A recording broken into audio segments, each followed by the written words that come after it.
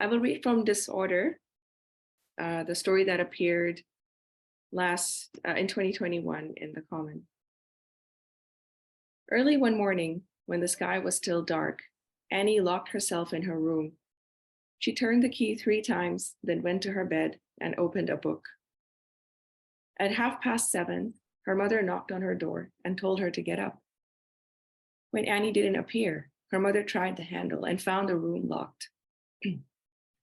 Half an hour later, she put her ear to the door and heard nothing, not even the loud whisper of the ceiling fan. A strange feeling got hold of her. She knocked and spoke more sharply. Open. She slapped the wood with the palm of her hand and began to shout for her husband. Come quickly, Annie's not coming out. Something has happened to her.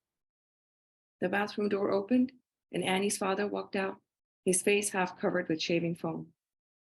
Annie's mother repeated her words, louder this time. Annie's father gestured with his hands for her to lower her voice. Don't let the neighbors hear you, he said. To the door, he said, Annie, are you all right? Yes. Oh, thank God, Annie's mother clutched her chest. What are you doing in there? Why is the door locked? You have to get to school. I'm not coming out. What do you mean? I'm staying in my room, said Annie. After that, Annie stopped responding. Her mother hammered and shouted for another 15 minutes while her father stood silently. Then he walked back to the bathroom, finished getting ready, and left for his office without so much as clearing his throat. The only sound he made was that of the main door shutting with a bang. Annie's mother dropped her hand and, throat raw and the skin of her palms smarting, lay down on the sofa and fell into a short, heavy sleep. When she woke up, she had a new plan. She tried the door with different keys that fit other doors, keys for suitcases, forgotten keys that she found in the back of a drawer in the bottom of her handbag. None worked.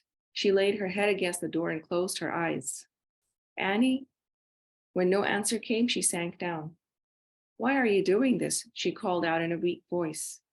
And Annie said, I saw the knife. What knife? Annie's mother said. Her voice was hard again. She frowned and sat up. The knife you were holding over Papa. You were going to kill him. You've gone mad. Annie's mother got onto her feet. You've gone mad and you're lying. She marched away and moved things around on the dresser in the living room. Where do I go? She said to herself. Where do I go here? I'm all alone, 21 years away from home. I'm not brave like some women are. The next morning, Annie's father said that if the problem was not solved soon, he would call the police. He looked in the direction of the door and said very loudly, Did you hear that? The police. After he left, Annie's mother pleaded with her daughter. Annie said, I saw you with the knife. Annie's mother said, There was no knife. There was never a knife. And suddenly, from the other side of the door, she felt her daughter recede again as if she had closed her mouth. Annie's mother wiped her face and threatened to starve Annie until she came out. And when I finally see you, she added, I'll give you a thrashing you'll never forget. You're going to be sorry about your lie. Alone in her bedroom, Annie's mother thought about her choices and moaned in despair. She put her hand on the telephone and dialed an acquaintance. She told the other woman there was a jammed bathroom door and could she please pass on a locksmith's number? She wrote it down, said, Yes, they should have tea soon, and ended the call. She picked up the phone again. Reluctantly, she spoke to the locksmith and told him to hurry. The locksmith arrived at the same time as Annie's father. The locksmith set down his box and knelt by the door. He put his fingers on the lock to examine it when the quiet was ripped apart by the sounds of screaming. It was Annie's voice. The locksmith stood up and looked around wildly at Annie's mother and father, who had turned pale. He waved a long finger toward the door and said, Who is that? What is happening here? Annie's father said, That's our daughter. She's just a little disturbed.